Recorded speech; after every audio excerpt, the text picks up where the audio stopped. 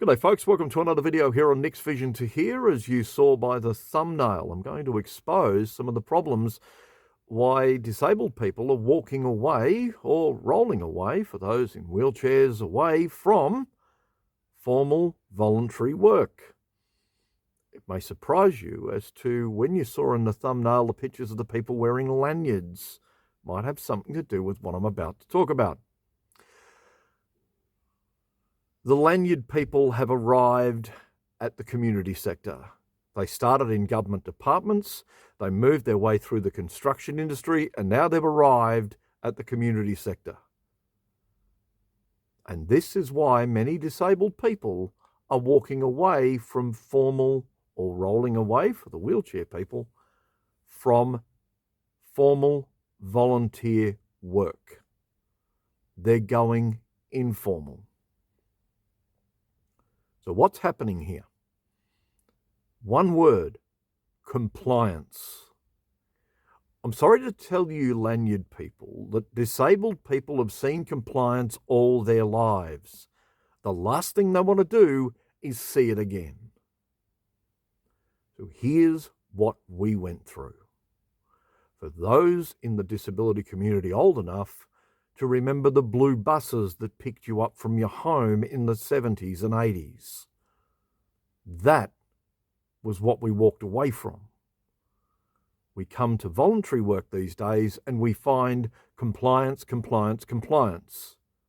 Not a very welcoming environment that we walked away from years ago.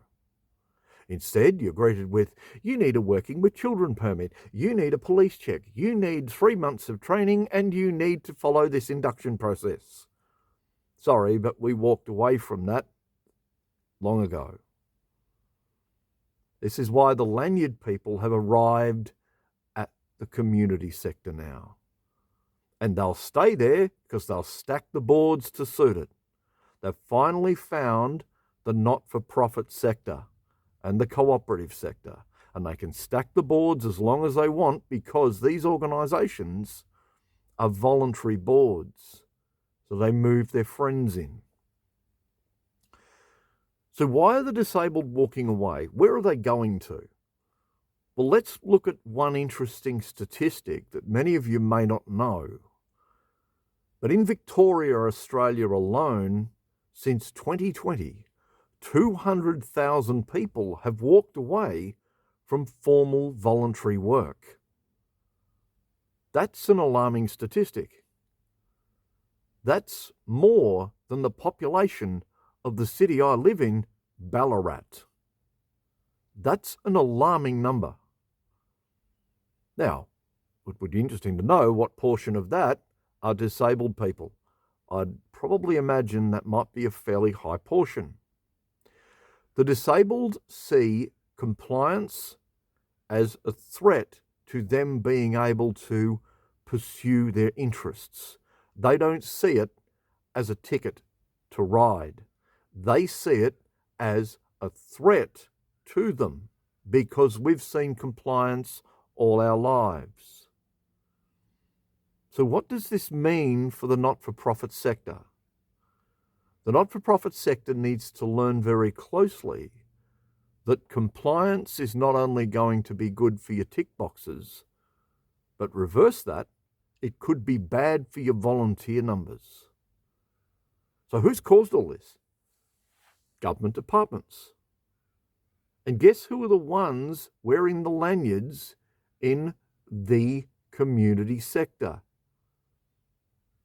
They're people who've turned these organisations into pseudo-government departments. Many of their board members or their head volunteers have come from public service type work. So all they've ever known has been compliance, compliance, compliance.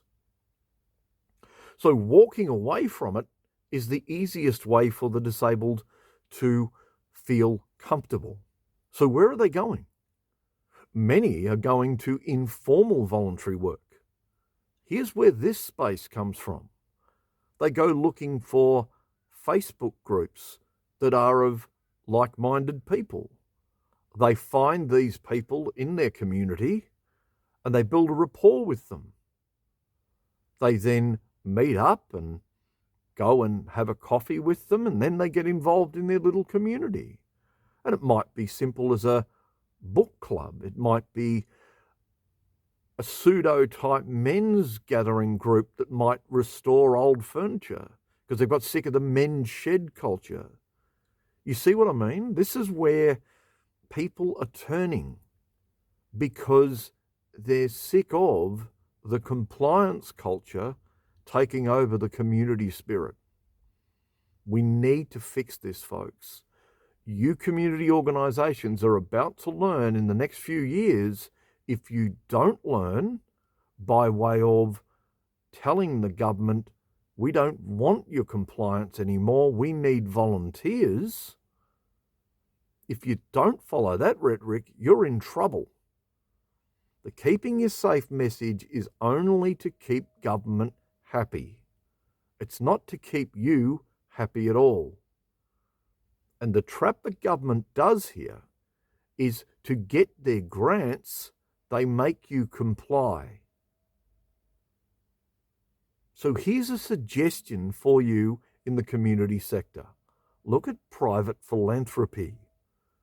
They're more realistic with compliance because they understand how funding works. They understand that organisations are passionate about what they do. They mightn't be as compliant as the one down the road that gets all the grants from the government, but simply to be financially viable, the philanthropic trust understands the needs of that organisation. It's a very sensitive topic and one that certainly we all need to think very seriously about.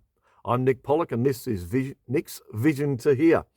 Trust you've enjoyed our little get-together today. If you enjoy the content I throw down, feel free to like and subscribe. And don't forget to comment on this particular topic. It's a very sensitive one and one that certainly the community groups really do need to have a close look at. Volunteers are being excluded because they're disabled, because they've had enough of compliance before they even walk in your door. You enjoy your day. I'm Nick Pollock. Talk to you soon.